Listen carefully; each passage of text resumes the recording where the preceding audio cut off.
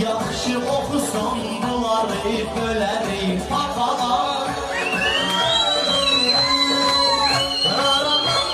Sormam bir dəfə Oxuyub mənsiz ölənə soxaram. biz onu bölsəysən hürəcəksən. Ham ham ham.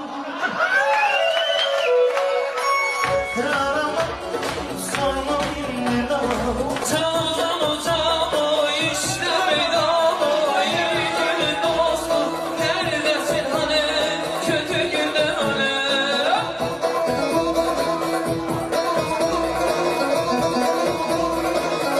bilmirsən nə tövsiyədir.